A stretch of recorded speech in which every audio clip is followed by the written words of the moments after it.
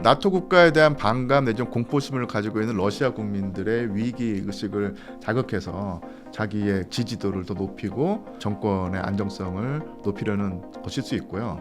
전쟁의 위협이 고조되면은 서유럽 국가 국민들도 상당히 위기감을 느끼지 않겠습니까? 자국 정부에 대한 불만이 고조될 수가 있다는 얘기죠. 사실은 지금 영국, 프랑스, 독일이 다 경제가 안 좋고 내부 위기 상황이 있는데 거기다가 러시아와 전쟁까지 하게 된다고 했을 때 이러면 안 되는데 하는 어떤 생각을 하게 될 사람이 많고 있는데 푸틴은 아마 그런 상황을 염두에 두고 이런 식의 대응을 하는 것이 아닌가 싶어요.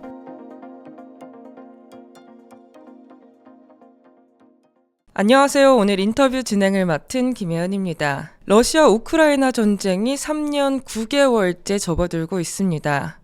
미국과 러시아가 최근 종전 협상을 하면서 많은 분들이 이제 끝날 수 있지 않을까 희망을 품고 계셨는데요. 근데 생각보다 협상이 쉽진 않았습니다. 오늘은 관련 이야기 유한수 교수님과 함께 나눠보도록 하겠습니다. 교수님 안녕하세요. 예, 안녕하세요.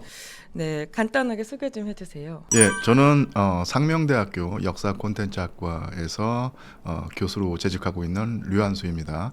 예, 제 전공은요, 크게는 역사, 그 중에서도 이제 서양사, 유럽사, 국가로 따지면 예전엔 제가 뭐 러시아사를 연구한다고 했는데 요즘엔 저는 동슬라브인의 역사를 연구한다고 합니다. 동슬라브인의 역사로 가면은 국가로는 러시아, 벨라루스, 우크라이나 요 세 나라거든요. 세 나라의 역사, 현대사를 전공 분야로 삼고 있고요.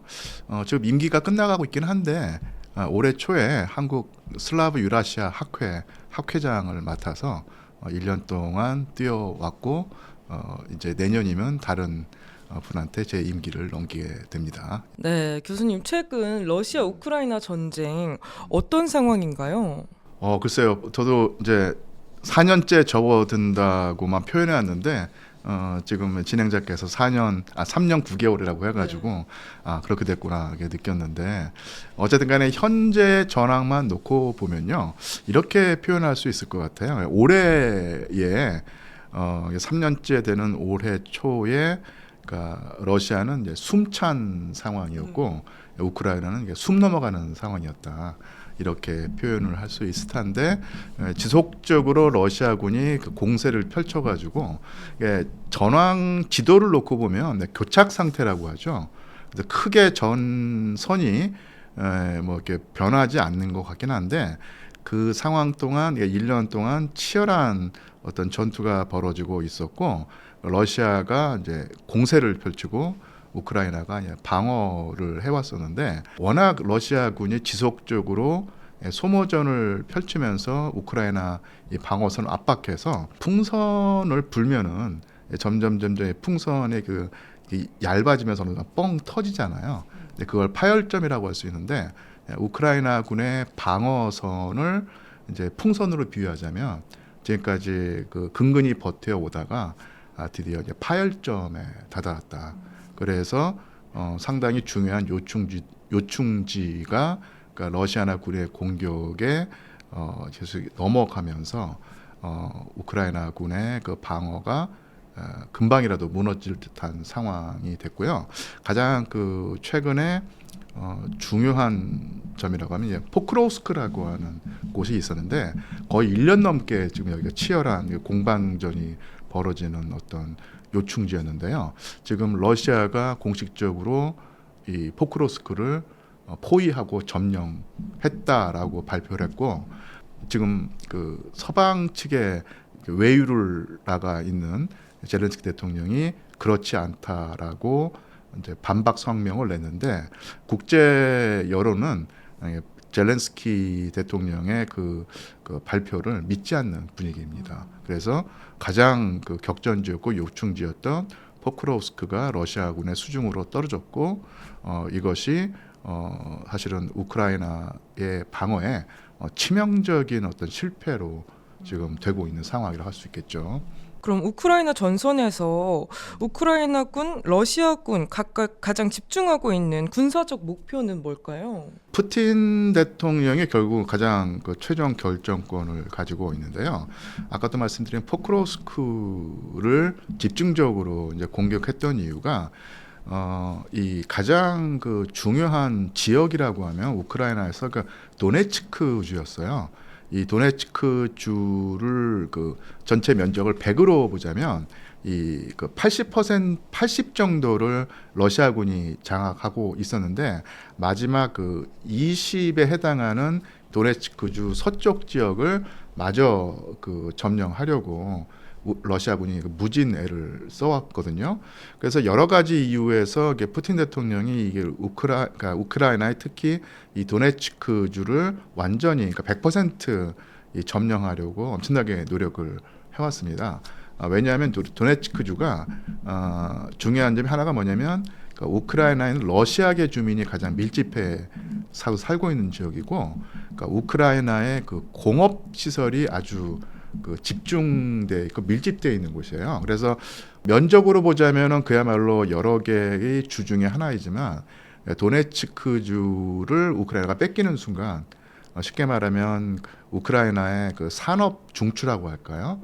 그것이 그 러시아로 넘어가서 그러니까 우크라이나는 이제 공업 국가의 지위를 잃어버리고 농업 국가로 전락할 상황이 됩니다. 그리고 지금 그 도네츠크주에서 가장 중요한 그 공방 지역이 바로 아까 설명드린 포크로우스크인데, 이 포크로우스크에 아주 촘촘하게 우크라이나군의 그 방어 시설이 있었고, 그래서 러시아군이 1년 넘게 고전을 했는데 여기를 결국은 러시아군이 점령했다고 했을 때 그 뒤에는 방어 시설이 없는 거예요. 그래서 아주 어렵사리 포크로우스크를 점령한 다음에 러시아군이 만약에 공세를 펼친다면 우크라이나군은 지금 병력도 모자란 상황에서 이 방어선이 없는 지역을 방어해야 되기 때문에 엄청난 어려움에 처하게 되고, 아마 포크로우스크에서 키예프까지가 상당히 멀리 떨어져 이렇게 거리가 있긴 한데 그게 평탄한 지형이고 그다음에 그 방어 시설이 없기 때문에 아예 그 키우가 위험한 상황이 될 수도 있다. 근데 키우까지 가지 않더라도 이 중간에 그 하르키우라고 하는 도시가 있는데요. 여기가 우크라이나에서 제 2위 두 번째로 큰 도시거든요.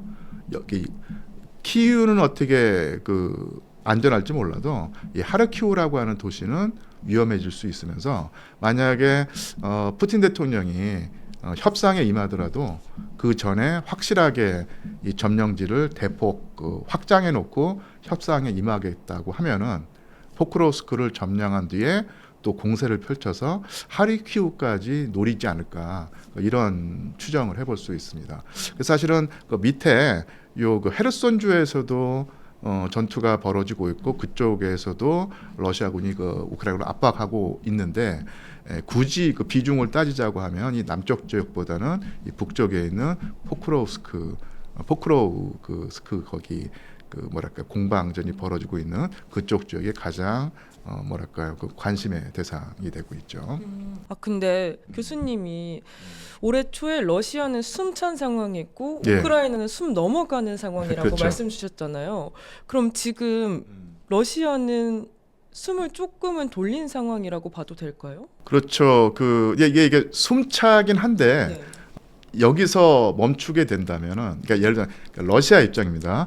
나는 숨차서 지금 사실은 헐떡이면서 상당히 그 숨이 가쁘고 호흡이 곤란한 상태인데 상대방이 지금 숨 넘어가는 상태잖아요. 그래서 내가 힘들다고 해서 멈추게 되면 숨 넘어가는 상태의 우크라이나를 어떻게 말하면 또 이게 한 번 더 기회를 주는 상황이기 때문에 내가 좀 숨차더라도 조금 더 힘을 내 가지고 우크라이나를 압박하면은 더 완전한 승리를 거둘 수 있다고 하는 상황이기 때문에 숨찬 상황에서도 계속 달리지 않을까, 그런 생각이 듭니다.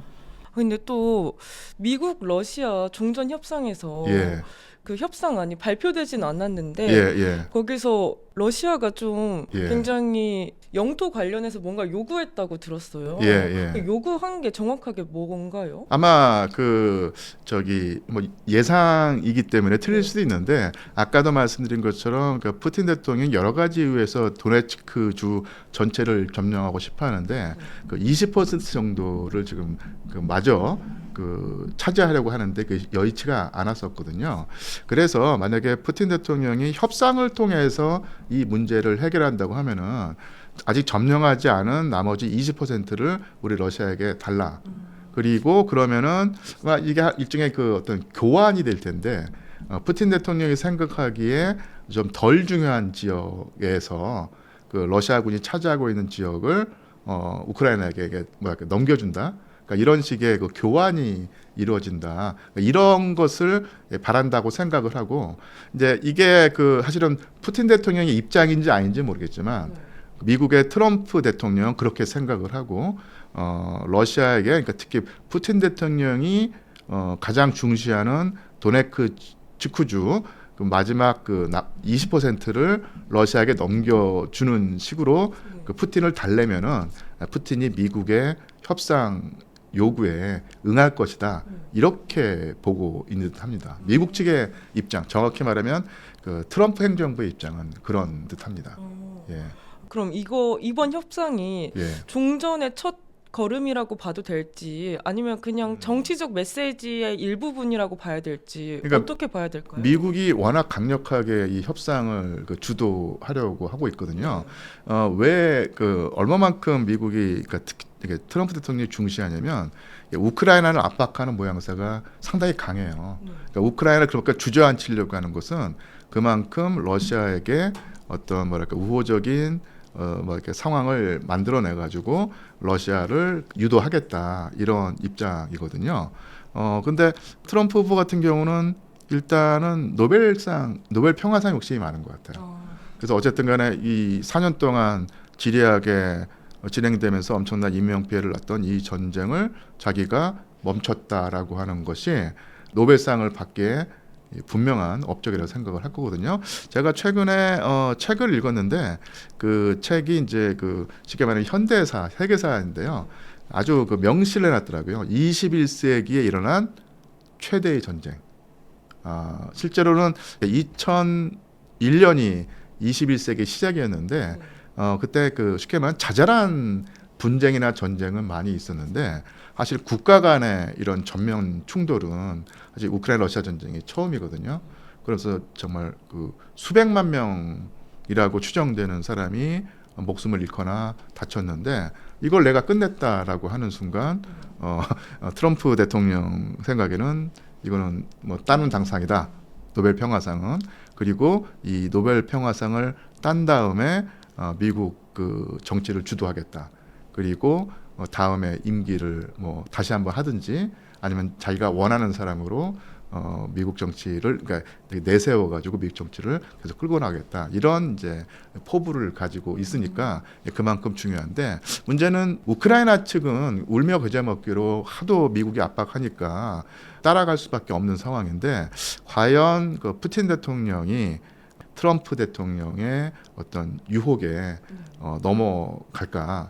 요건 또 지켜봐야 될 포인트 같습니다. 그러면은 교수님이 예상하시는 앞으로 러우 전쟁 어떻게 흘러갈 거라고 생각하시나요? 확실히 트럼프 대통령은 우크라이나를 완전히 주저앉혀가지고 러시아에게 유리한 국면을 조성한 다음에 휴전을 해가지고 일단 전선에서의 어떤 전투를 멈추게 한 다음에 그 다음에 협상을 벌여가지고 아예 강화, 완전 종전까지 하고 싶어 하는데 그런 면에서 이 영토 교환 얘기를 계속 하고 있는 거거든요.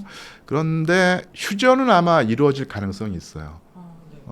물론 이게 또 낙관적으로 생각해서 그런데 휴전이 이루어진 다음에 그 다음에 또 이제 협상, 강화 협상이 벌어지고 할 텐데 이때 악마는 디테일이 있다고 어떤 조건으로 전쟁을 완전히 끝낸가 할 때 우크라이나, 미국, 러시아 사이에 쉽게 말하면 밀당이 이루어질 텐데 이 과정이 상당히 지리하고 오래 걸릴 것 같아요. 그리고 어느 순간에 예를 들면 러시아가 자기가 원하는 만큼 뭔가를 얻어낼 수 없다고 했을 때 다시 또 전투가 재개될 가능성이 있다고 보입니다. 그럼 휴전은 언제쯤이면 하게 될까요? 일단은 미국이 우크라이나를 얼마나 압박하는가 문제인데요.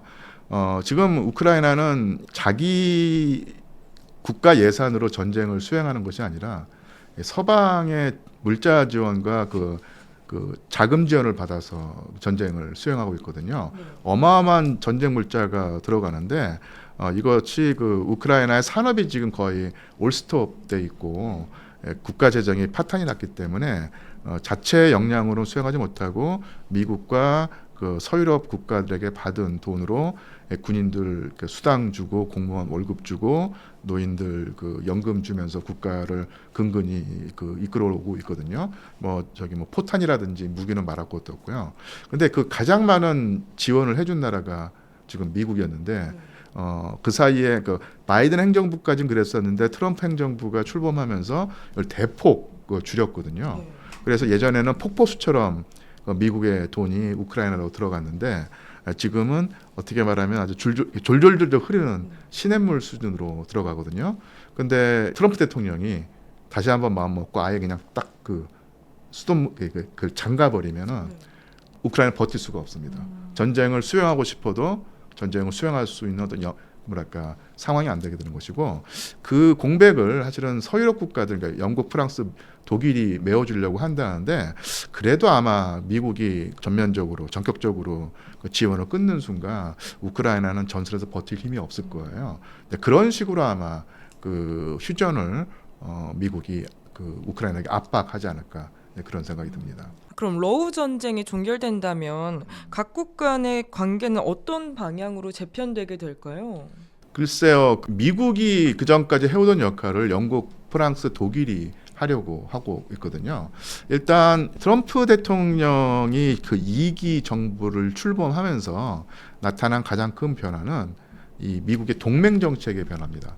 그 전까지는 유럽에서도 큰형님 노릇을 하면서 그러니까 영국, 프랑스, 독일을 어떤 자기 어떤 뭐랄까요 부하라고 할까요? 아니면 동생으로 여기면서 야 큰형님이 다 해줄게 하면서 뭐랄까요 국방비를 미국이 다 부담을 하고 러시아를 견제해오고 있었고 그만큼 영국, 프랑스, 독일을 중시해왔는데 트럼프 대통령은 그런 동맹 정책이 미국에게 오히려 해가 된다.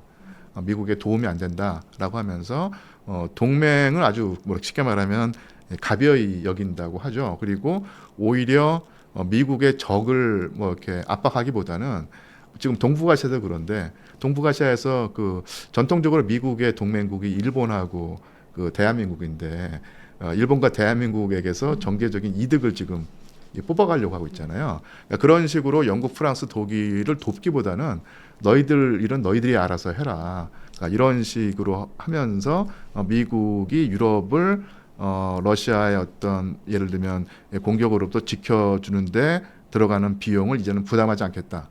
그리고 그 부담은 너희들이 알아서 해라고 하면서 빼고 있거든요. 그래서 영국, 프랑스, 독일이 지금까지는 미국의 방위 그 우산 아래서 나름대로는 상당히 이득을 보고 있었고 국방 예산을 거의 쓰지 않으니까 그냥까지 경제가 상당히 그 좋았는데 이제는 꼼짝없이 그 자기 돈으로 국방 예산을 충당하고 보통 뭐 1% 2%인데 이게 뭐 예를 들면 3, 4년 내에 5%까지 올리라고는 미국의 압박을 받고 있잖아요. 이런 식으로 해서 전쟁으로도 이미 그 요 영국, 프랑스, 독일의 경제가 안 좋았는데 방위 부담까지 져야 되는데 사실은 이런 상황에서 미국이 이렇게 빠져나간 상황에서 영국, 프랑스, 독일이 자기가 이제는 미국 역할을 하겠다고 하면서 우크라이나를 계속 돕겠다는 지금 입장을 보이고 있거든요. 적어도 현재의 그 영국, 프랑스, 독일의 현 집권 세력은 그렇습니다. 그런데 과연 아무리 뭐 이런 프랑스의 마크롱 대통령 그리고 독일의 그 메르츠 총리, 영국의 그 슈타머 총리인가요? 이런 분들이 우크라이나를 계속 돕겠다고 하더라도 이 세 나라의 정치 상황이 별로 이렇게 안정적이지 않기 때문에 만약에 정권 교체가 이 세 나라 중에 한 나라라도 된다고 하면은 서유럽의 그 우크라이나 지원도 어느 순간에 흐트러질 수 있는 가능성이 있다고 보입니다. 네, 러우 전쟁으로 푸틴이 민심을 잃었다는 분석이 있었는데요. 러시아 내부 상황 구체적으로 어떤가요? 예, 그 저는 푸틴이 그 이 전쟁으로 민심을 잃었다는 그 보도가 있다면 그 어느 보도인지 궁금하더라고요. 사실은 이 아까도 말씀드렸지만 러시아가 그 숨찬 상황이라고 네. 했지 않습니까? 일단 전쟁이 그 시작되었을 때, 정확히 말하면 이제 푸틴 대통령이 우크라이나를 침공했을 때 이 러시아에도 쉽게 말하면 전쟁에 반대하는 목소리가 분명히 있긴 했거든요. 또 그런 그 반전의 목소리를 상당히 서방 언론이 그 집중적으로 보도하고 강조를 했는데 있기는 했는데 사실은 러시아 전체 여론에서 상당히 미약한 목소리인 것도 분명한 사실이었어요. 네, 분명히 러시아 내에서 우크라이나 침공에 반대하는 목소리가 있긴 했지만 러시아 전체의 여론을 주도할 수 있는 그런 것은 아니었고요. 그래서 이제 그런 반발은 상당히 그 힘을 잃어갔고요. 또한 누구나 뭐 예상할 수 있는 일이지만 전쟁이 그 러시아에게 불리하게 진행이 되고 예를 들어서 러시아가 전략 목표를 이루지 못하고 오히려 예를 들면 우크라이나군의 공세에 밀려가지고 지지부진하거나 아니면은 후퇴하는 상황이라고 하면은 당연히 러시아 안에서 푸틴에 대한 어떤 반대 목소리 내지는 비난의 목소리가 커졌겠지만 전쟁은 지금 러시아에게 유리하게 진행이 되고요. 어쨌든 간에 그 푸틴이 전쟁을 하면서 내걸었던 대의명분이랄까 내가 왜 전쟁을 일으켰는가라고 하면서 러시아 국민들을 설득해냈는데 그 설득에 사실은 러시아 국민들이 일정 정도 호응을 하고 있는 것도 분명한 사실입니다. 뭐 이게 국제사회에서 비판의 대상은 될지 몰라도 러시아 국민들은 자기 나름의 어떤 판단을 내려서 물론 전쟁 자체를 뭐 좋아할 리는 없겠지만 푸틴 대통령이 내거는 대의명분에 뭐 공감한다 이런 목소리가 더 큰 부분을 차지하고 있는 것은 분명한 사실이죠. 그래서 그 푸틴의 전쟁 수행에 러시아 국민들의 그 과반수가 동조하는 상황이고 거기다가 전쟁 자체도 정확히 말하면 전황이 러시아에게 유리하게 전개되는 상황에서 푸틴 대통령에 대한 어떤 반대 목소리가 유의미하게 커져서 정권의 안정성을 해치는 것은 아니라고 볼 수밖에 없고 또 그렇게 봐야지 합당한 분석이라고 보입니다. 그리고 BBC에서는 예. 이제 푸틴 대통령이 전쟁을 끝낼 생각이 없다, 막 이런 분석이 나왔다고 들었는데 푸틴이 이렇게 강경해지는 이유 예. 뭘까요? 그러니까 그 푸틴이 전쟁을 끝낼 생각이 없다는 것은 이게 모든 전쟁이 마찬가지겠지만 어떤 국가가 전쟁이라고 하는 어떤 강수를 둘 때 이것은 결국은 전략 목표를 설정해 놓고 이 전략 목표를 완전히 이루겠다고 했을 때 이제 그 전쟁을 계속 수행하는 것이거든요. 그러니까 푸틴 대통령의 그 전략 목표는 뭘까 했을 때 여러 가지가 있겠죠.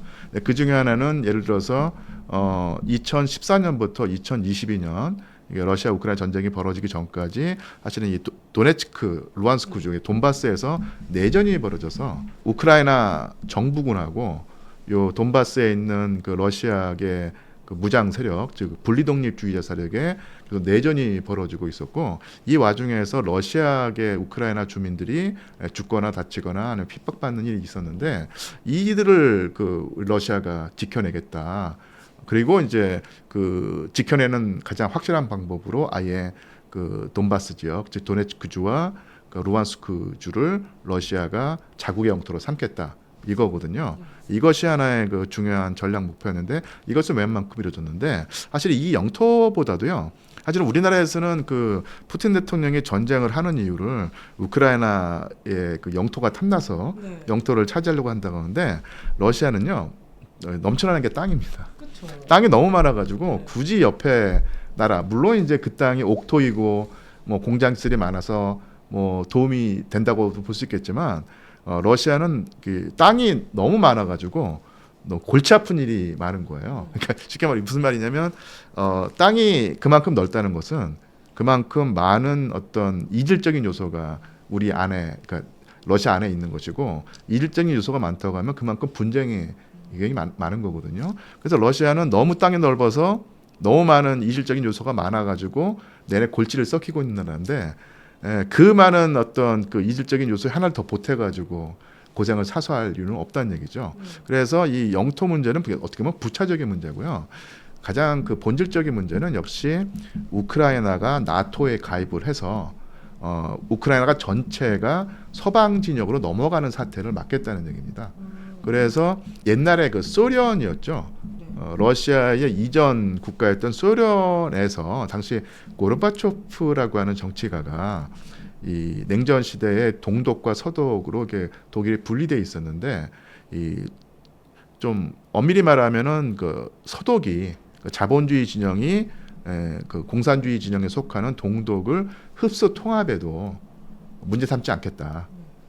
독일의 통일에 반대하지 않겠다는 입장을 표명하면서 하나의 전제 조건을 내걸었어요. 그게 뭐냐면 서독이 나토의 그 회원 국가인데 동독을 흡수 통합하더라도 동쪽으로 이 나토를 확장하지 않겠다. 그 약속을 받고 이제 그 고르바초프가 통일 독일을 허용을 했던 것이거든요. 그런데 그 러시아 측의 입장에서 볼 때 서방은 그 약속을 지키지 않은 거죠. 그러니까 동독도 나토에 편입이 되고 그 뒤에 뭐 폴란드라든지 루마니아, 헝가리, 체코슬로바키아 이런 나라들이 다 대거 나토에 가입을 하면서 점점 이 나토가 동진을 했습니다. 원래 동진하지 말라고 했었는데, 근데 그런 상황에서 러시아의 그 통치자들이 계속 그 어떤 입장을 표명해 왔냐면 나토가 자꾸 동진을 해오면 러시아가 위협받기 때문에 가만히 있지 않겠다 이렇게 얘기했고요. 푸틴 대통령 같은 경우는 아주 단호하게 말을 했습니다. 이게 그 예를 들어서 아까 말씀드린 것처럼 뭐 헝가리라든지 뭐 루마니아, 뭐 체코슬로바키아 예전에 그 소련의 유성국이었던 국가들이 나토에 가입하는 것은 어떻게 보면 주권의 문제이기 때문에 문제 삼을 수 없는데 단 두 나라는 건드리지 말라고 했어요. 거기는 나토 회원국이 되면 절대 안 된다. 이게 바로 벨라루스하고 우크라이나였습니다. 그래서 벨라루스는 쉽게 말하면은 이 러시아와 일종의 형제 관계에 있을 만큼 가까운 나라이기도 하고, 루카셴코 그 벨라루스 대통령이 나토 가입엔 전혀 관심이 없기 때문에 푸틴 대통령이 벨라루스는 걱정하지 않는데 문제는 우크라이나였습니다. 그러니까 우크라이나는 이전부터 친서방 세력과 친러시아 세력이 항상 맞서 왔던 곳이었는데 2014년 이후로 계속 친서방 정권이 들어서면서 이제 균형이 깨졌고요. 친서방 우크라이나 정부는 항상 나토 가입을 추구해 왔거든요. 여기에 가장 큰 어떤 뭐 반감, 공포심, 위기감을 느낀 사람이 바로 푸틴 대통령이었습니다. 그래서 항상 제가 거듭 말씀드려왔지만 이 우리나라에서는 이 나토가 뭐하러 러시아를 공격하겠느냐. 러시아가 호전적이고 팽창지향적인 국가이기 때문에 러시아가 나토를 위협하고 공격할 수는 있지만 나토가 러시아를 공격할 뭐 이유도 없고 그럴 필요도 없다라고 생각하는데, 이거는 그야말로 그러니까 서방의 관점에서 우리가 그쪽을 보는 것이고, 러시아 사람들은 아니 그 19세기에 나폴레옹이 서방에서 쳐들어와 가지고 러시아 제국을 쑥대밭으로 만들었고 20세기에 그 아돌프 히틀러가 그 쳐들어와서 소련을 완전 쑥대밭으로 만들어놓고 하여튼 인류 사상 가장 큰 어떤 피해를 역사상 가장 큰 피해를 입었다고 하거든요. 21세기에도 그런 그 서방으로부터의 러시아 침공이 없으리란 보장이 없다. 그리고 서방의 그 나토라고 하는 군사동맹체가 언제라도 러시아가 약해지는 틈을 타서 쳐들어올 가능성이 있다고 하는 생각을 하고 있다는 얘기입니다. 러시아 지도부와 일반 국민들이 그러니까 그런 그 위기의식, 공포의식, 피해의식이 실제로 맞느냐 틀리느냐는 또 따져봐야 되고 뭐 이렇게 논쟁이 있을 수 있겠지만 지금 아마 가장 평균적인 러시아 그 국민들에게 서방이 쳐들어올 것을 겁내느냐 하면은 다 그렇다고 할 거예요. 그런 그 여론을 대표하고 있는 사람이 바로 푸틴 대통령이라는 얘기죠. 그런데 만약에 그러니까 쉽게 말하면은 그 우크라이나가 서방 편으로 넘어가고 나토에 가입하는 상황을 막기 위해서 전쟁까지도 불사했는데, 만약에 전쟁을 끝내자고 하면서 어떤 강화 협상을 하고 조건을 얘기할 때 평화 유지군이라고 하는 칠해를 하더라도 서방 군대, 예를 들면 영국, 프랑스, 독일의 어떤 군대가 우크라이나에 들어온다든지 하게 되면은 푸틴 대통령은 절대로 허용하지 않을 겁니다. 그래서 물론 이제 또 지켜봐야 될 문제겠지만, 제가 볼 때는, 그리고 적지 않은 러시아 전문가들이 그 푸틴의 정책을 분석할 때는 그러니까 이 전투가 끝나고 이 협상을 벌인다고 했을 때 푸틴은 그 우크라이나의 중립 문제를 가장 중시할 것이다. 그리고 어떤 형태로든 간에 서방의 군대가 우크라이나에 들어오는 조건이라고 하면은 뭐 아무리 영토로 유혹을 하고 뭐 이득을 보더라도 절대로 그것을 용납하지 않을 것이고, 그것이 만약 어그러지면은 전쟁이 재개될 수 있다. 이렇게 볼 수 있다는 얘기죠. 이래서 아마 전후 협상에서 미국과 우크라이나와 러시아가 한 테이블에 앉을 텐데, 푸틴은 계속 지속적으로 우크라이나에게 그 중립을 요구할 것이고요. 그리고 어떤 형태로든 간에 이 서방 군대는 우크라이나 영토에 발을 붙일 수 없다. 이런 요구 조건이 아마 푸틴에게는 마지막 요구 조건일 거예요. 이거를 만약에 서방이나 미국이 들어주면은 종전이 되는 것이고, 그렇지 않다고 하면은 계속 긴장 관계, 아니면 심지어는 전쟁이 재개될 가능성도 있다고 보입니다. 근데 지금 상황에서 서방은 그 요구를 들어줄까요?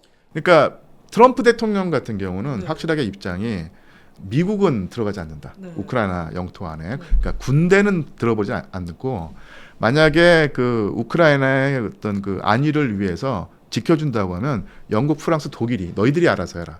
너희들 군대로 들어가든지 말든지 하라. 이런 입장일 것이고요. 그런데 이제 영국, 프랑스, 독일은 적어도 현재까지는 어쨌든 간에 우크라이나를 지키겠다. 그리고 우크라이나의 그 안보를 이렇게 보증받는다는 조건에서만 협상에 임하겠다, 이렇게 하겠다는 거거든요. 근데 만약에 그 우크라이나의 그 안보를 보증받는다는 것이, 아까도 말씀드렸지만은 서유럽의 군대가 우크라이나에 발을 디딘다는 것이라고 하면은 푸틴은 절대로 이걸 용납하지 않을 것이라는 얘기죠. 그럼 러시아 내 푸틴의 지지도는 지금 굉장히 높은 상태라고 생각을 하면 그렇죠. 될까요? 예, 예. 그러니까 물론 러시아의 그 푸틴 정권이 상당히 뭐랄까 그 언론을 통제하고 어떤 경우는 억압하기도 하고 자유로운 이제 여론 형성되는 것을 억눌러 오는 것도 분명한 사실이지만, 가정을 해서 쉽게 말하면 그 푸틴 대통령이 그 언론 자유를 허용하고 그리고 그 언론을 억압하거나 조작하지 않는다고 가정을 해도 이 푸틴 지지도가 현재 한 80% 정도거든요. 하지만 80%가 이제 부풀린 측면이 있겠죠. 하지만 그게 그런 그 여론 조작을 하지 않는다고 하더라도 아마 제 생각에는 그게 푸틴의 지지도가 한 50%는 유지할 것 같아요. 그런 면에서 푸틴의 정책에 관한 평균적인 러시아 시민들, 국민들의 지지가 있다. 그리고 그것은 안정권이다.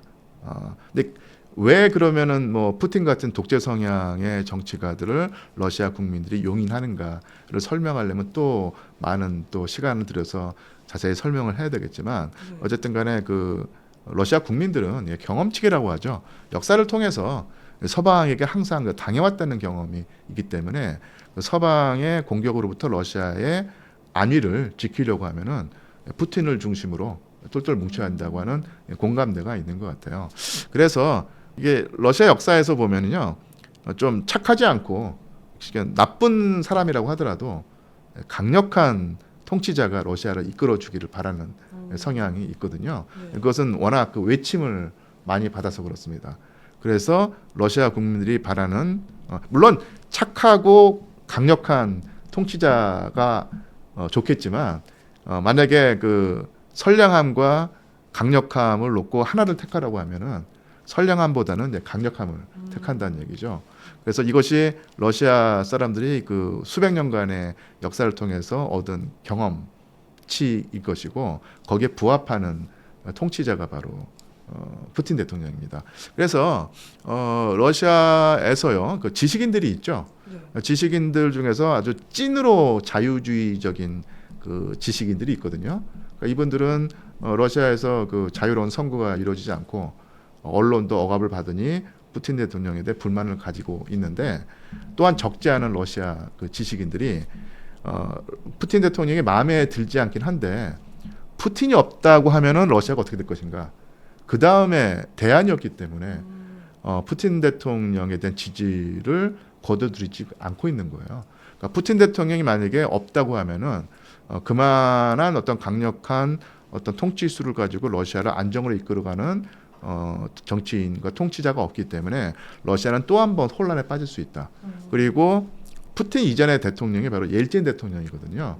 옐진 대통령이 1991년에 대통령이 돼서 2000년까지 10년 동안 통치를 했는데 이때는 러시아 사람들이 상상해도 싫을 만큼 끔찍한 이 경제 파탄, 내부 위기, 국제적인 위신의 추락 이런 10년이었거든요.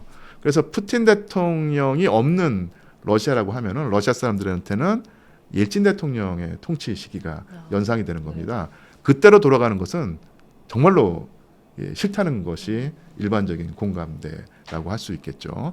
그런 상황에서 푸틴 대통령의 이 지지도가 유지가 되고 있는 것이고 거기다가 어쨌든 간에 전쟁은 일어났고 전쟁에서 전황이 러시아에게 유리하니까 러시아의 평균적인 시민들 아니면은 러시아의 그 지식인 계층에서도 푸틴 대통령의 지지가 굳건하다는 표현은 좀 그렇지만 네. 흔들리고 있지 않다고 볼 수 있겠죠. 예. 다른 대안이 없으니까 예. 오직 푸틴 대통령만 생각을 할 수밖에 없는 상황인 거죠. 그렇죠. 그러니까 물론 그 러시아 사람들에게도 많은 선택지가 있기를 바라겠지만 네.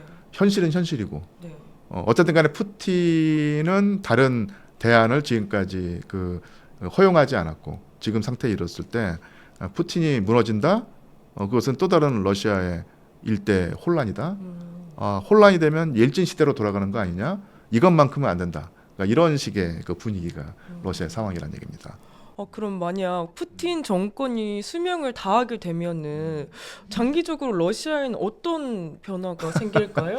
이게 바로 그 어떤 그 독재 체제 내지는 네. 이 권위주의적인 그 통치자의 장기 집권이 가져오는 폐해일 텐데 현실적으로 이 푸틴이라고 하는 정치가가 나름대로 능력이 있는 사람이거든요. 그러니까 20년 넘게 지금 통치를 해오고 나름대로 러시아의 위상을 끌어올려 왔었는데 푸틴이 그 집권하고 있는 동안은 러시아가 안정을 구가할 거예요. 그러면서 러시아 사람들이 바라는 그야말로 이렇게 바라는 안정적인 러시아가 유지가 될 텐데 문제는 그 장기 집권 체제의 가장 그 취약점이 그겁니다. 후계 구도를 만들어 놓지 않죠. 그렇죠. 그래서 푸틴 대통령도 사실은 뭐 인간이고 인간이자 어느 순간에는 수명이 다할 것이고 그래서 한 몇 달 전이죠. 이 여기 중국의 전승 기념일에 푸틴 대통령이 그 중국을 방문해가지고 시진핑 총리랑 같은 차에 탈 그 일이 있었다고 합니다. 그때 사실은 농담 반 진담 반으로 둘 사이에 나갔던 얘기가 어떻게 하면 영생을 누릴 수 있을 것인가, 어떻게 하면 쉽게 말하면 백사까지 살 수 있을 것인가, 뭐 그 얘기를 했다고 하는데 그만큼 뭐랄까요, 두 집권자가 장기 집권을 하면서 계속 권력을 유지하고 싶은 어떤 그런 뭐 좋게 말하면 포부, 나쁘게 말하면 야욕이 있는 것인데 그것은 사실 불가능하죠, 인간이 이상. 뭐 진시황제도 불로장생을 하려고 했지만 뭐 죽었던 것이고 어느 순간에는 푸틴 대통령도 이제 수명을 다할 것인데 그게 뭐 5년주가 될지 10년주가 될지는 모르겠지만 그 장기 집권자의 속성상 그 뚜렷한 2인자를 만들어 놓지 않을 것이고 그렇게 해서 이제 푸틴 대통령이 갑자기 쓰러지거나 아니면은 도저히 그 업무를 수행할 수 없으면 건강이 건강해졌을 때 과연 그 이 권력 이양이라든지 정권 교체가 원활하게 될 것인가, 아니면 또 한 번 혼란에 처하게 될 것인가, 이것은 이제 지켜봐야 될 그 포인트라고 보입니다. 그러니까 요컨대 푸틴이 살아 생전에는 러시아는 안정을 구가할 것이다. 하지만 푸틴이 사라지고 난 다음에 다음 정권으로 넘어갈 때 그 과정이 매끄럽지는 못할 것이다. 이렇게 볼 수 있겠죠. 네, 러시아가 폴란드 관련 군사적 움직임을 보이고 있다는 뉴스가 있었는데 구체적으로 어떤 정황들이 포착됐을까요? 이 폴란드의 국한에서 설명을 드리자면요, 이 그 침공이라는 말은 좀 그 과장이고요. 정확히 말하면 침범이라고 해야 될까요? 이 아시겠지만 벨라루스와 우크라이나와 폴란드가 국경을 맞대고 있는데, 그러니까 우크라이나를 지금 러시아가 공격하고 있는데 미사일이라든지 하면 드론으로 공격을 하고 있죠. 그런데 그 러시아 것으로 추정되는 비행 물체가 아마 드론일 텐데, 드론이 그 우크라이나 서부를 공격을 하다가 그 중에 일부가 폴란드 이 국경을 넘어서 폴란드 영토로 들어왔다는 거예요. 그러니까 이것에 폴란드가 어떤 위기감을 느끼고 군사 비상을 걸어가지고 대처를 하고, 그래서 그게 한 달 전인가 2달 전에 그 보도가 많이 나갔었는데, 그래서 폴란드가 그 러시아에게 상당히 그 강력한 사과라고 할까요? 대처를 요구하고, 러시아는 뭐 우리 것이 아니다라고 했었는데, 그러니까 이런 식으로 이 침공은 아니고 러시아의 비행 물체로 추정되는 것들이 폴란드 영토로 들어갔다. 여기에 폴란드 정부가 강력하게 대처를 했다. 그러면서 양국 간의 어떤 위기가 고조가 됐는데, 여기도 상당히 많은 얘기가 있습니다. 그래서 그 한번 복기를 해본다고 할까요? 이런 주장도 있어요. 그게 뭐냐면, 이 우크라이나를 공격할 때 당연히 이 우크라이나가 대공 방어 체계를 가동해서 막아내는데, 그래서 드론이라든지 미사일의 공격을 이게 그 막아내는 요격 미사일이라든지 대응을 하는데, 러시아도 우크라이나의 방공망을 피하기 위해서 어떤 방법을 쓰냐면 진짜 가짜 드론을 여러 개를 띄우는 거예요. 그래서 이런 100개 드론을 띄웠을 때 그중에 실질적으로 이렇게 타격을 가하는 드론은 한 10개 뿐이고, 나머지 90개는 쉽게 말하면 그 가짜 드론, 아주 성능이 떨어지는, 그러니까 쉽게 말하면 그 목적이 타격을 가하는 것이 아니라 우크라이나의 방공 체계를 혼란하게 만드는 이런 거라는 얘기입니다. 근데 이런 그 저가형 가짜 드론은 그러니까 비쌀 필요가 없잖아요. 그래서 항법 장치라든지 어떤 조정 장치가 없거나 아니면 아주 그 질이 떨어지는 싸구려를 쓰는 거예요. 그러다가 이런 그 가짜 드론이, 아니 저가형 드론이 우크라이나 서부를 가다가 쉽게 말하면 조정이 잘 안 되기 때문에 폴란드로 넘어갔다는 얘기입니다. 그래서 그런 식의 상황을 폴란드가 자기 나라 어쨌든 간에 그 국경 영공을 침범했으니까 문제 삼았다고 할 수 있는데, 또 하나 알아야 될 것이, 사실 그 전에도 러시아의 그 비행 물체가 폴란드 쪽으로 넘어간 경우가 여러 번 있었어요. 근데 그때는 폴란드가 문제를 삼지 않다가 올해 가을쯤에 있었던 것은 이제 문제를 삼았다는 얘기죠. 근데 그것은 그만큼 이제 어떤 의미로든 폴란드 나지는 그 나토 국가가 러시아에 대한 강경한 입장을 취하게 됐다. 이렇게 볼 수 있겠고, 왜 그러면 강경한 입장을 취했는가? 이것은 아마 제가 볼 때는 미국이 우크라이나 방어에서 한 발을 떼니까 이 나토라든지 유럽 국가들은 어떻게든 그 미국을 다시 끌어들이고 싶은 것이고, 그다음에 또 미국이 그 우크라이나 방어에서 빠지게 됐을 때 나름대로 위기감을 가질 수밖에 없잖아요. 그래서 그 전까지는 문제 삼지 않다가 미국이 없는 상황에서 러시아에 대처하려고 하면은 이제는 안 된다라고 하면서 경각심을 가지고 대처를 할 수 있었던 것이고, 러시아는 그럼 왜 폴란드 영공을 어쨌든 간에 그 침범을 했을까? 네. 아까 설명드린 것처럼 저가형 무기책에서 비롯되는 의도하지 않은 어떤 침범일 수도 있고요. 네. 또 하나는 뭐 이렇게 볼 수 있겠죠. 만약에 의도를 가지고 침범했다고 하면은 한번 전면적인 침공을 위한 전 단계는 아니고 이 폴란드라든지 나토가 어느 정도의 대비 태세를 갖추고 있는가 한번 살짝 떠보는 것일 수도 있습니다. 네. 그런 것일 수도 있고 아니면 의도적으로 했을 때 또한 이런 효과를 누리고 있는 것 같아요. 의도적으로 비행 물체를 폴란드 영공이라든지 다른 나토 회원국의 영공으로 집어 넣으면은 침범을 하게 되면 당연히 나토 회원국이나 특히 폴란드가 이 경기를 일으키면서 대비를 하겠죠. 그러면 전쟁 위기가 정말 러시아랑 이 전쟁하는 거 아니냐 이런 위기감이 고조가 될 텐데 만약에 폴란드 국민들 입장에서 평균적 입장에서 볼 때 러시아랑 전쟁을 한다 했을 때 한번 해보자라고 하는 자세를 취하는 분도 있겠지만 네. 또 한 경우가 우리가 왜 괜히 우크라이나 전쟁에 끼어들어서 러시아랑 전쟁을 해야 돼? 정부가 잘못하고 있는 거 아니냐? 이런 식으로 폴란드 정부에 대한 불만이 고조가 될 수 있다는 얘기입니다. 그런 효과를 러시아가 노리고 할 수 있다고 할 수 있겠죠. 그러니까 러시아는 전면적으로 나토라든지 폴란드와 전쟁이나 전투를 할 어떤 의사는 없는데 어쨌든 간에 이 국면을 러시아의 유리하게 끌어오기 위해서 한번 툭툭툭툭 건드리면서 폴란드라든지 이 유럽 국가에서 자국 정부에 대한 어떤 반감을 불러일으키기 위한 하나의 술수로 그렇게 할 수 있다. 그러니까 제가 볼 때는 푸틴 대통령에게는 이 폴란드를 위시한 유럽 국가들과 전쟁을 할 의사는 없어 보여요. 그런데 정치적 이득을 얻기 위해서 아니면 유럽 전체의 어떤 정세에서 러시아에게 적대적인 국가의 어떤 내부 혼란을 유도하기 위해서 하는 일종의 공작일 수 있다. 이렇게는 볼 수 있겠죠.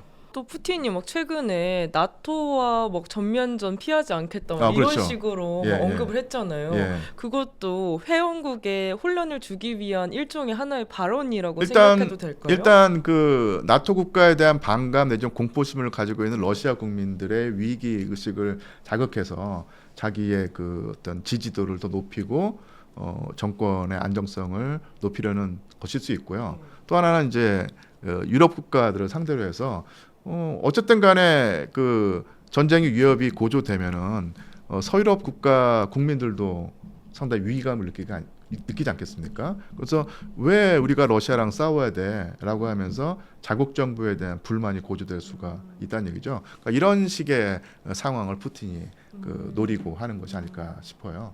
사실은 지금 아시겠지만 영국, 프랑스, 독일이 다 경제가 안 좋고 내부 위기 상황이 있는데 거기다가 러시아와 전쟁까지 하게 된다고 했을 때 한번 붙어보자 이런 식의 생각을 하는 국민보다는 이러면 안 되는데 하는 어떤 생각을 하게 될 사람이 많고 있는데 푸틴은 아마 그런 상황을 염두에 두고 이런 식의 어떤 대응을 하는 것이 아닌가 싶어요. 그리고 또 유럽에서 독일의 재무장 움직임이 심상치 않다는 분석 교수님이 예. 말씀해 주신 걸로 알고 있는데 예. 정확히 어떤 수준일까요? 글쎄요, 제가 사실은 독일 전문가가 아니라서 네. 속속들이 알 수는 없는데 일단 예전에 이게 지금 메르츠 총리죠. 메르츠 이전에 숄츠가 있었고 숄츠 이전에 메르켈 총리가 있었는데 메르켈 총리는 푸틴 대통령과 상당히 친분이 있었고 어쨌든 간에 독일과 러시아가 우호 관계 내지는 비적대적인 관계를 맺으면서 많은 경제적 이득을 얻어왔거든요. 러시아로부터 값싼 에너지를 수입해서 독일 경제를 호황으로 이끌었었는데 그 사이에 또 전쟁이 일어났고 그다음에 메르켈 총리는 은퇴했고 숄츠에 이어서 메르츠 총리가 집권했는데 메르츠 총리는 상당히 러시아에게 적대적입니다. 그래서 러시아의 어떤 위협을 강조하면서 독일이 자체 무장해야 한다고 하면서 재무장을 선언했죠. 그래서 일단 러시아가 위험한 국가다. 그리고 러시아의 위험을 견제하기 위해서 독일이 국방비를 증액하고 군사력을 키워야 된다라는 원칙은 선언을 했는데 아마 단시일 내에 이루어지지는 않을 거예요.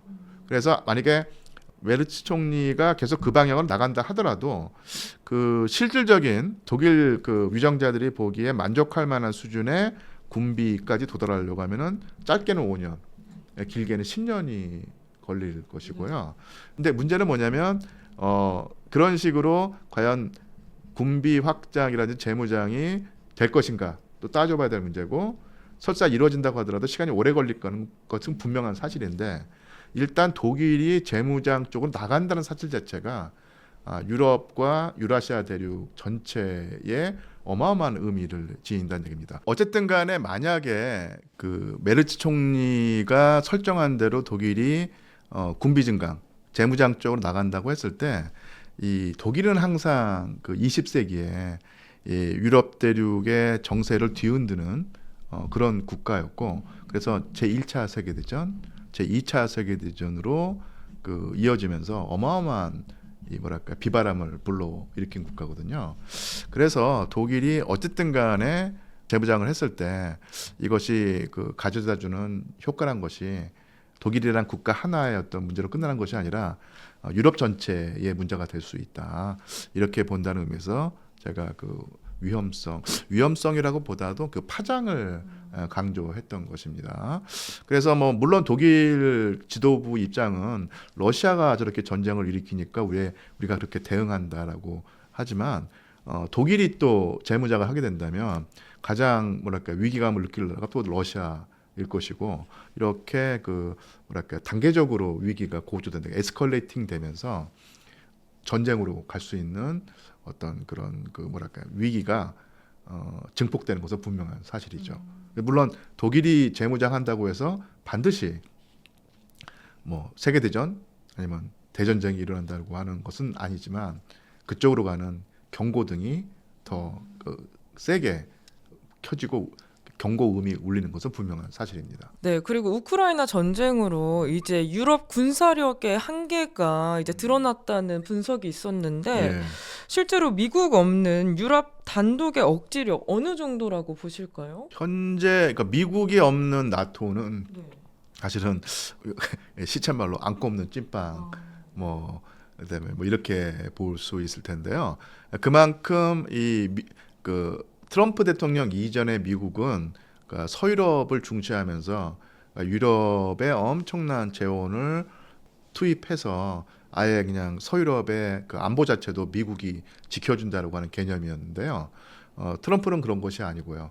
오히려 왜 그 서유럽에 미국의 귀중한 자원을 쏟아부어서 낭비해야 되냐, 동맹 필요 없다, 뭐 이런 입장인 것이고, 그래서 이제 그 이전에 그 바이든 행정부까지의 미국의 방위 우산 아래 서유럽 국가들은 방위비를 지출하지 않고 그것도 고스란히 사회복지 내지는 경제 발전에 써가지고 우리가 아는 독일, 프랑스, 영국을 이끌고 왔었는데, 지금은 상황이 달라졌죠.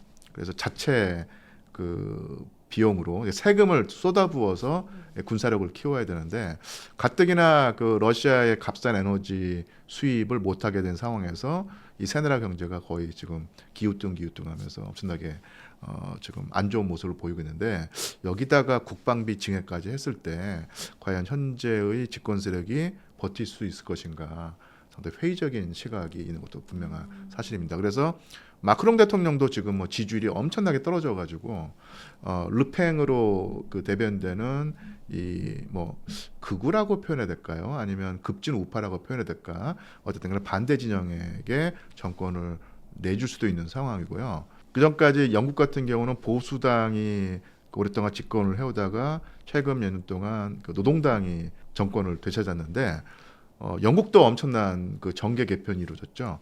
보수당이 완전히 질의멸렬하고요. 노동당도 민심을 많이 잃었고, 근데 그 전까지 없던 정치 세력이 생겨났습니다. 이게 영국 급진, 제가 당 이름이 생각이 안 나는데 완전 새로운 정당이 생겨나서 왜 우리 세금 가지고 우크라이나를 돕느냐, 그리고 왜 외국에 개입을 하느냐, 그 돈 있으면 우리 그 영국 서민들을 따뜻하게 해달라, 이런 식의 정당이 아주 무서운 기세로 지금 표를 얻고 있거든요. 그래서 아예 그냥 보수당을 제치고 제2당이 됐고 1당이 될 가능성도 있습니다. 독일 같은 경우도 전통적으로 3인당과 이 기민당이 연합을 해서 이 정치를 이끌어왔는데 그 독일 대한당이라고 하죠. 특히 동독 지역에 근거를 둔 뭐 급진 우파 내지는 극우 정당이 무서운 기세로 당세를 늘려가지고 다음에 최대 정당이 될 가능성도 있습니다. 그러니까 이런 식으로 이 나토의 핵심 국가였던 그러니까 미국을 뺀다면 핵심 국가였던 영국, 프랑스, 독일이 다 경제 위기, 정치 위기를 겪고 있고요. 그래서 현재 집권 세력이 러시아에 그 반대하고 러시아를 견제하기 위해서 우크라이나를 돕고자 하는데 이런 그 노선이 만약에 기존 그 집권 세력이 정권을 넘겨주게 된다면 이게 깨질 수 있다. 그럴 가능성이 제가 볼 때는 영국이든 프랑스든 독일이든 어떤 나라에서 한 나라라도 현재 집권 세력이 정권을 반대당에 넘겨주는 순간 그 단일되고 깨질 수 있게 되고 이런 상황에서 가장 뭐랄까요 그 흐뭇해할 사람은 역시 푸틴이겠죠. 예, 그런 상황입니다. 아, 그리고 또 최근 진행된 나토 장관 회의에서 예. 원래 미 국무장관이 불참한다고 이야기가 됐지만 예. 부장관이 참석한 걸로 알고 있어요. 예, 예. 이걸 해석할 때 그래도 부장관이 참석했으니까 미국이 왔다는 거 좋은 신호라고 봐야 될지 예, 예. 아니면 장관이 아니라 부장관이 왔으니까 예, 이거는 예. 미국이 한 발 뺀 거다 이렇게 해석해야 될지. 뭐 해석이 여러 가지가 있겠지만 확실한 것은 미국은 뭐 어떤 제스를 취하든 간에 확실한 것은 유럽의 안보는 너희들이 알아서 해라. 미국은 이게 참여하지 않겠다. 우크라이나는 말할 것도 없고 서유럽의 안보 자체도 사실은 미국이 전담하지 않겠다는 목적은 분명한 듯합니다. 그리고 사실은 그 지금 회의를 말씀해서 되는데 저는 그러니까 근본적으로 지금 그러니까 유럽 연합이죠. 유럽 연합의 그 지도부가 있는데 이분들의 현실 인식이 좀 실제로 동떨어져 있는 것 같아요. 어떤 그 상황이 있었냐면요. 이름이 제가 이미 그 카야 칼라스라고 기억을 하는데 이분이 그러니까 에스토니아의 여성 정치인이고, 그러니까 이 카야 칼라스가 유럽 연합에 상당히 중요한 직책에 있는데요. 외신 기자들과 그 기자 간담회를 하면서 어떤 말을 했냐면 러시아가 지금까지 유럽 국가들을 19번 침공을 했다. 하지만 유럽 국가들이 러시아를 침공한 적은 없다. 이렇게 말하면서 러시아의 어떤 호전성과 그 침략성을 강조를 했는데요. 이런 말을 들었을 때 웬만한 사람들, 특히 저 같은 역사학자들은 쉽게 말하면 어안이 벙벙한 겁니다. 왜냐하면 그럼 1941년부터 1945년까지 나치 독일이 그 소련을 침공해서 러시아를 침공해서 뭐 수천만 명의 목숨을 앗아간 그것은 이 사람들의 머릿속에 없는 거냐, 이렇게 볼 수 있다는 얘기죠. 그래서 이게 그 정치인 특유의 어떤 과장인지 실제로는 아예 그 역사 인식이라든지 현실 인식이 없이 러시아를 대하면서 어떤 반감각을 잃은 것인지, 저는 나중에 그 카야 칼라스의 발언을 보면서 이런 식으로 그 유럽의 정세를 인식하다가는 정말로 유럽 연합 지도부가 큰 사고 치겠구나, 이런 생각을 했거든요. 그래서 좀 적잖이 걱정되는 게 분명한 사실입니다. 그러니까 물론 푸틴이 서유럽 국가들에게 신뢰감을 주지 못하고 어떤 뭐랄까요 공포심을 자아내는 것도 문제지만 러시아를 대하는 현재 유럽 연합 지도부에도 상당한 문제점이 있다. 그러니까 이런 식으로 서로의 어떤 오해, 서로에 대한 공포심, 반감이 증폭되다 보면은 정말로 큰 일이 날 수 있다라는 경각심을 가져야 할 듯합니다. 네, 나토 회의 내에서도 서로 균열이 살짝 있었다고 들었는데 예. 어떤 내용일까요? 제가 알기로는 영국, 프랑스, 독일의 현재 집권자들은 러시아를 견제한다는 데는 이제 공감대 형성되고 있는데 나토 회원국 훨씬 더 많잖아요. 네. 특히 동유럽에 있는 몇몇 국가에서는 러시아에 대한 그 반대 그 정책에 별 동조하지 않고 오히려 그 러시아와 그러니까 푸틴 대통령과 우호 관계를 가지는 것이 자국에게 유리하다고 판단하고 있는 국가가 있다고 보여요. 그게 헝가리의 오르반 총리가 그런 입장이고요. 그러니까 루마니아라든지 이런 나라에서 예, 영국, 프랑스, 독일의 뜻에 따르기보다는 독자적인 노선을 펼쳐서 오히려 그 푸틴 대통령과 이렇게 가까워지는 것이 자국의 정치와 경제를 안정화하는데 도움이 된다고 생각을 하는 듯합니다. 그러니까 예를 들어서 이 자기 나라 경제를 살리려고 하면은 쉽게 말하면 가장 값싼 에너지원이 필요할 텐데 푸틴이 제공하는 천연 에코가스라든지 석유를 얻을 수 있다고 하면은 이게 상당히 큰 유혹이 되겠죠. 거기에 먼저 반응한 사람이 바로 헝가리의 오르반 총리였고요. 그 노선을 따르고자 하는 국가들이 있는 것은 분명한 사실입니다. 그래서 물론 이 국가의 위상이라는 비중이 영국, 프랑스, 독일에 비할 바는 못되지만 어쨌든 간에 지금까지는 미국은 빠져나갔다고 하더라도 나머지 그 나토 회원 국가들이 아니면 유럽 연합 회원 국가들이 단일 대우를 형성해 왔는데 서서히 이제 균열이 생기고 있는 게 아닌가 이렇게 볼 수 있다는 것이죠. 그리고 현재 이제 북한, 중국, 러시아 이렇게 조금씩 견고해지는 느낌이 드는데 그게 한국에도 위협이 될 수 있다고 생각하실까요? 글쎄요. 한국 예, 사실은 제가 그 동북아시아 전문가가 아니라서 여기에 무슨 말을 보태기가 쉽지가 않은데요. 그냥 뭐 이런 생각을 하는 사람도 있다 정도로만 이제 들어주시면 되겠습니다. 사실은 이 그 러시아, 북한, 중국이 상당히 밀착한 것이 사실인데 이것은 자체의 필요성에 따른 것이라기보다는 이 동북아시아의 그 미국과 일본과 한국을 하나의 견고한 동맹차로 만들어서 중국을 견제하겠다는 움직임을 보여왔잖아요.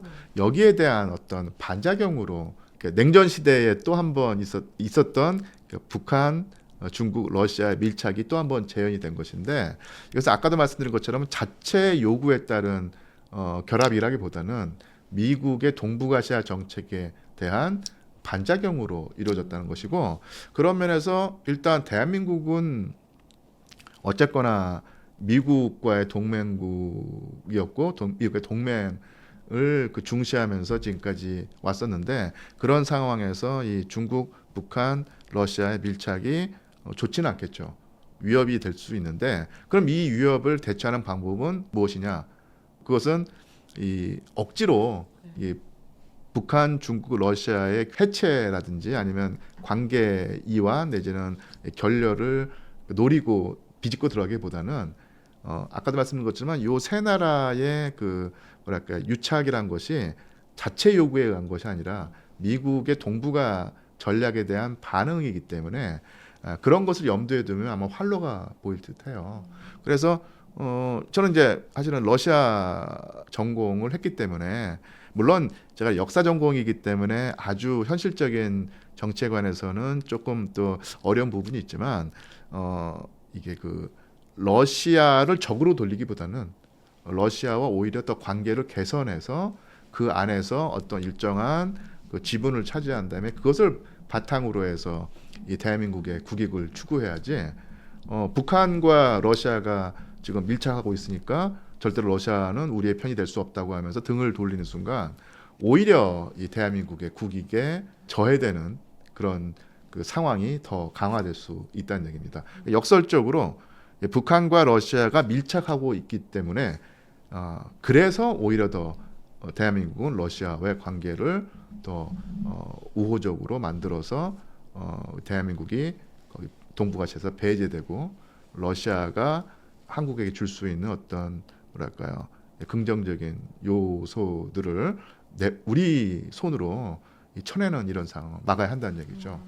한 가지 예를 들자면 지금 북극 항로가 상당히 핫 이슈가 된다는 말씀을 많이 들었을 겁니다. 그래서 과장이 아니라 실제로 그 우리가 지금 21세기의 초엽을 지나고 있는데 21세기의 중엽과 후엽은 이 북극 항로에 동참하느냐 못하느냐에 따라서 그날의 흥망성쇠가 결정된 가능성이 있어요. 그러니까 21세기 중후엽은 이 북극 항로가 가장 중요한 무역 루트가 될 것이고 여기에 그 동참하는 국가는 뭐랄까요 흥할 것이고 거기에 동참하지 못하는 국가는 사실은 그 쇠망의 길을 걸을 텐데 이 북극 항로에서 가장 큰 지분을 차지하고 있는 나라가 바로 러시아지 않습니까? 그리고 러시아에게 그 북극 항로 전체를 넘겨주기 싫어서 사실은 미국의 트럼프 대통령이 여러 달 전에 앵커리지에서 알래스카에서 만나서 소위 그 흥정을 한 것이거든요. 그만큼 미국도 중시하는데 지금 북한이 러시아와 아주 그 가까운 관계가 있기 때문에 어떤 식으로 어깃장을 놓냐면 북극 항로 개발에 대한민국이 참여하려고 하는데 그거 못하게 막아라라고 한다는 거예요. 그만큼 이제 북한도 이 대한민국이 북극 항로에 일정하게 참여하는 순간 이 가뜩이나 지금 벌어져 있는 국력 차이가 더 커질 수 있다는 위기감 때문에 그런 행동을 한 것인데 만약에 대한민국이 북극 항로 필요 없어 러시아 뭐 북한하고 친하니까 러시아는 우리의 적이야라고 하면서 러시아를 정말로 적으로 돌리고 등을 돌렸을 때 이 북극 항로 그 개발에 대한민국 배제가 될 것이고요. 이것은 저기 아까 제가 설명드린 대로 20세기 중후엽에 가장 결정적인 루트를 놓치게 되는 겁니다. 그렇게 됐을 때 대한민국의 발전은 요원해질 텐데 이런 상황을 생각하면은 러시아를 적으로 돌리면 안 되고 우리나라의 국익을 위해서라도 러시아와 최소한의 어떤 그 우호 관계를 증진해야 한다는 이런 상황이 된 것이죠. 이렇게 요약을 하고 싶습니다. 네, 오늘 류한수 교수님과 함께 이제 러우 전쟁의 속내부터 유럽 안보 지형의 큰 변화까지 좀 더 입체적으로 살펴봤는데요. 예. 교수님 그럼 저희 성공의 진심인 구독자분들께 한 예, 말씀만 예. 부탁드려요. 예. 그래서 이 원론적인 얘기일 텐데 그 대한민국은 어쨌거나 한반도라고 하는 요 좁은 틀 안에 갇혀서는 발전을 도모할 수 없고 최소한 동아시아 더 넓게는 유라시아 대륙 전체를 조망하면서 정확한 국가 발전 경로를 채택해야 되는데요. 여러 가지 이유에서 이 유라시아 대륙의 정확한 정세를 파악하는데 한계가 있었습니다. 그것은 뭐냐면 항상 서방의 시각, 미국의 시각으로 이 유라시아 대륙 전체를 봤기 때문인데 여기에 한계가 보였다는 게 결국은 도덕적인 윤리적인 판단은 뺀다면은 결국 이 우크라이나 러시아 전쟁의 정확한 정세 판단, 전황 판단을 해서 우리의 국익을 도모해야 되는데 1년, 2년 동안의 상황을 보면 결국 대한민국은 지는 쪽에 섰고요. 북한은 영악하게도 이기는 쪽에 섰습니다. 그래서 북한은 상당히 큰 이득을 봐가지고 이 동아시아에서 자기 위상을 높였는데 대한민국은 여러 가지 위해서 이기는 쪽보다는 지는 쪽에 서가지고 지금 그 후폭풍을 맞고 있죠. 그래서 이 동아시아에서 정책을 위반하는데 엄청난 위기와 난관에 처해 있습니다. 그래서 이 뭐 가치라든지 윤리에서는 또 다른 판단을 할 수 있겠지만 정확한 어떤 정세 판단, 전황 판단을 해야지만 대한민국의 국익이 도모될 수 있다.